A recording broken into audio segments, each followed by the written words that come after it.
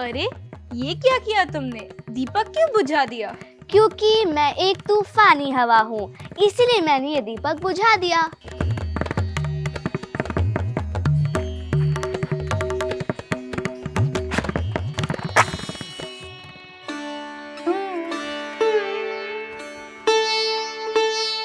मैंने इसे रोशन कर दिया। मैं दीपक हूँ, स्नेह दीपक। पता है मैंने यह बुझा हुआ दीप क्यों जलाया? क्योंकि रजनी, कल हम जब अपनी पाठ्य पुस्तक मल्हार में शामिल कविता जलाते चलो पढ़ रहे थे ना, मुझे तो इस कविता ने बहुत प्रेरित किया है, जिसे लिखा है द्वारिका प्रसाद महेश्वरी ने। कविता? मुझे ये कविता बहुत पसंद आई। जरा मुझे दोबारा इस कविता की पंक्तियां सुनाना, जिससे मैं भी कविता का आनंद ले सकूं। हाँ, क्यों ना यह कविता हम मीनू दीदी से सुनाने को कहे। वह तो कविता लिखती भी है और गाती भी है। चलो मीनू दीदी के पास चलते हैं। हाँ चलो, साथ में पुस्तक भी ले चलते हैं।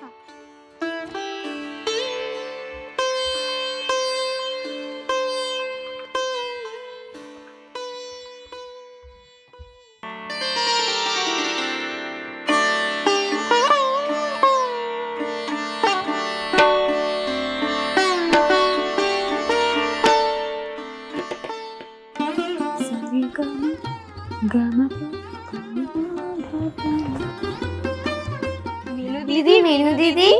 नमस्ते दीदी। नमस्ते दीदी। दीपक, नमस्ते रजनी। आओ बैठो बच्चों। कैसे हो आप दोनों? हम अच्छे हैं दीदी, आप कैसे हैं? मैं भी बहुत अच्छी हूँ, बस अभ्यास कर रही थी। दीदी, आप तो बहुत अच्छा कविता पाठ करती है। क्या आप हमें हमारी पाठ्य पुस्तक मल्हार में शामिल कविता जलाते चलो पढ़कर सुनाएंगी? बिल्कुल सुनाऊंगी। निकालो कौन सी कविता है।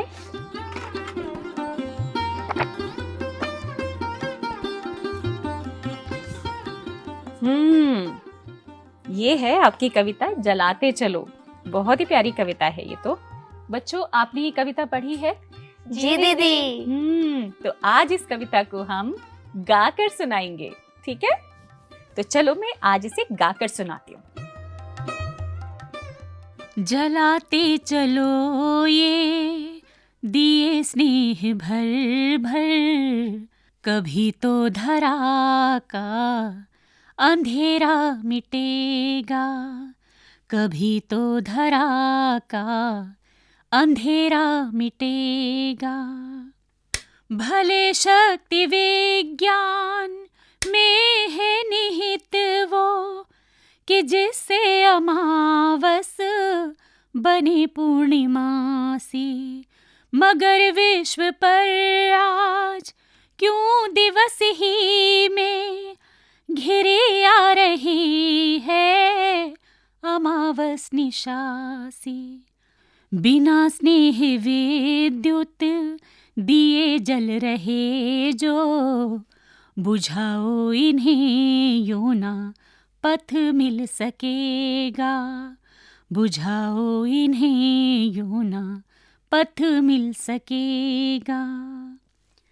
जला दीप पहला तुम्ही ने तिमिर की, चुनौती प्रथम बार स्वीकार की थी।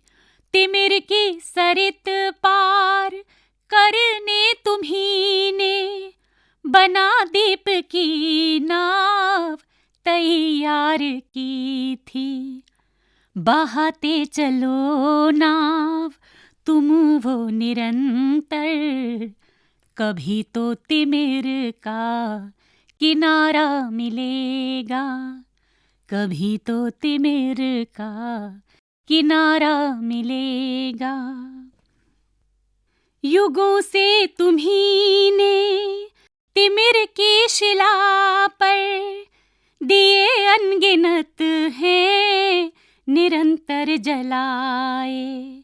समय साक्षी है कि जलते हुए दीप अनगिन तुम्हारे पवन ने बुझाए, मगर बुझ स्वयं ज्योति जो दे गए वो उसी से तिमिर को उजेला मिलेगा, उसी से तिमिर को उजेला मिलेगा।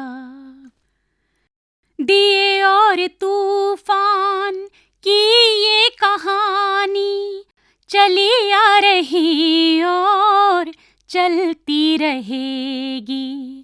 जली जो प्रथम बार लो दीप की स्वर्ण सी जल रही और जलती रहेगी। रहेगा धरा पर दिया एक भी यदि कभी तो निशा को सवेरा मिलेगा, कभी तो निशा को सवेरा मिलेगा। जलाते चलो ये दिए स्नेह भर भर, कभी तो धरा का अंधेरा मिटेगा।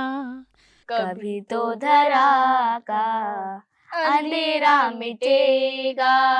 कभी तो धरा का अंधेरा मिटेगा।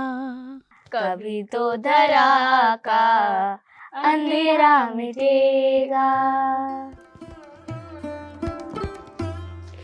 वाह, कविता सुनने में तो मुझे आनंद आ गया। अच्छा। लेकिन कुछ शब्दों के अर्थ समझ में नहीं आए। अच्छा, मीनू दीदी, जरा हमें कठिन शब्दों के अर्थ बता देंगी? हाँ हाँ, क्यों नहीं।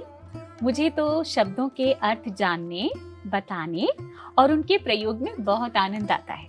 पूछो पूछो, कौन से ऐसे कठिन शब्द हैं जिनके अर्थ जानना चाहते हो आप दोनों? अमावस का क्या मतलब होता है? अमावस का मतलब होता है वो रात जिस रात आकाश में चंद्रमा ना दिखाई दे। और पूर्णिमा? पूर्णिमा का अर्थ होता है वो तिथि जिस रात चंद्रमा पूरा दिखाई देता हो। दिवस? दिवस का मतलब दिन। निशा? निशा का अर्थ होता है रात। पथ? पथ यानी मार्ग या रास्ता। दीदी, मुझे कुछ और शब्दों के अर्थ पूछने हैं। हाँ हाँ, पूछो। तिमिर? तिमिर का अर्थ होता है अंधेरा या अंधकार। सरित? सरित का मतलब नदी, जिसे सरिता भी कहते हैं। युग? युग का अर्थ होता है समय या काल। युग 4 माने गए हैं: सतयुग, त्रेता, द्वापर और कलयुग, जो इस समय चल रहा है। शिला? शिला का अर्थ होता है चट्टान। पवन? पवन हवा। ज्योति? ज्योति यानी रोशनी या उजाला। ठीक है। दीपक और रजनी, आप दोनों ने इस कविता को अच्छी तरह से पढ़ा और सुना। क्या इस कविता को पढ़ने और सुनने के बाद आप दोनों मेरे 2 प्रश्नों के जवाब दोगे? हाँ हाँ, क्यों नहीं। अच्छा, मुझे ये बताओ कि इस कविता के अंदर किस मुख्य बात को कहा गया है? मैं आपको 4 विकल्प दूंगी, ठीक है? पहला है भलाई के कार्य करते रहना, दीपावली के दीपक जलाना, बल्ब आदि जलाकर अंधकार को दूर करना, या फिर तिमिर का किनारा मिलने तक नाव चलाते रहना। मीनू दीदी, इसका उत्तर मैं दूं? हाँ हाँ, बताओ। इसका सही उत्तर है भलाई के कार्य करते रहना। क्या बात है, शाबाश रजनी। अब मेरा दूसरा प्रश्न दीपक से, और इसका जवाब दीपक ही देगा, ठीक है? जी दीदी। जला दीप पहला तुम्ही ने तिमिर की, चुनौती प्रथम बार स्वीकार की थी। यह वाक्य किससे कहा गया है? बताओ मुझे। मनुष्यों से, दीपकों से, तूफानों से या फिर तिमिर से? यह वाक्य मनुष्यों से कहा गया है। बहुत बढ़िया, सही जवाब। आप दोनों तो बहुत समझदारी से जवाब दे रहे हो, बहुत बढ़िया। अब इसी समझदारी से आपको आपकी पुस्तक में पृष्ठ संख्या 65 में स्तंभ दिए हुए हैं, स्तंभ 1 और स्तंभ 2। यहाँ कुछ वाक्य हैं जिनके भाव आपस में मिलते जुलते हैं। आपको क्या करना है? स्तंभ 1 की जो पंक्तियां हैं उनको स्तंभ 2 की पंक्तियों से मिलान करना है, ठीक है? ये लो पुस्तक। दीपक, रजनी, आप भी अपनी पुस्तक खोलो। बच्चों, मैं आपकी कुछ मदद करूं? यहाँ स्तंभ 1 में पहली पंक्ति है, कभी तो तिमिर का किनारा मिलेगा, ठीक है? इसका सही जवाब होगा स्तंभ 2 का क्रमांक संख्या 3।